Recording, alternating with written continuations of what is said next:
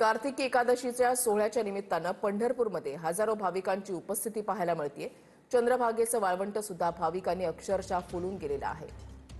रवी लवेकर आमचे प्रतिनिधी आमच्या सोबत आहेत। रवी, आज कार्तिकी एकादशीच्या निमित्तानं पंढरपूर जे आहे ते भक्तांनी गजबजून गेलेलं आहे। भक्तिपूर्ण वातावरण अनुभवायला मिळतंय।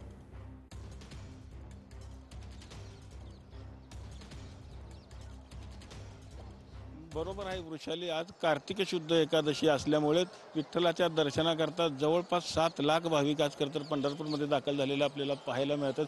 ज्या पद्धतीने विठ्ठलाच्या दर्शनाला खरं तर महत्त्व आहे, त्याच पद्धतीने खरं तर वारकरी संप्रदायामध्ये चंद्रभागेच्या स्नानाला देखील अनन्यसाधारण महत्त्व असल्यामुळे पहाटेपासूनच भाविकांनी खरं तर चंद्रभागेच्या स्नानाकरता मोठी गर्दी केलेली आपल्याला पाहायला मिळत आहे। चंद्रभागेचं स्नान केल्यानंतर प्रत्येक भाविका विठ्ठलाच्या दर्शनाच्या रांगेत देखील लागत आहे। विठ्ठलाच्या दर्शनाची रांग ही मंदिरापासून जवळपास 5 ते 7 किलोमीटर लांब गेलेलं आपल्याला पाहायला मिळतं आणि विठ्ठल दर्शनाकरता आज जवळपास 15 ते 17 तासाचा देखील कालावधी लागत आहे। आज पहाटे राज्याचे उपमुख्यमंत्री एकनाथ शिंदे यांनी खरं तर विठ्ठलाची सपत्नीक शासकीय महापूजा केली। त्यानंतर खरं तर विठ्ठलाच्या दर्शनाला आज सुरुवात देखील झाली होती। आपण जर बघितलं तर आज कार्तिक एकादशी असल्यामुळे संपूर्ण पंढरपूरमध्ये खरं तर भक्तिमय वातावरण असलेलं आपल्याला पाहायला मिळत आहे। पंढरपूरमध्ये मंदिर परिसर असेल, चंद्रभागेचं वाळवंट असेल, त्याचबरोबर प्रदक्षिणा मार्ग असेल, 65 एकरचा परिसर असेल, अक्षरशः भक्तीने न्हावून निघालेला आपल्याला पाहायला मिळतं। प्रत्येक वैष्णवाच्या मुखी हरिनामाचा जयघोष आपल्याला काही ऐकायला पडत आहे। जिकडं पाहावं तिकडं खरं तर वारकरी असलेले आपल्याला पाहायला मिळतं।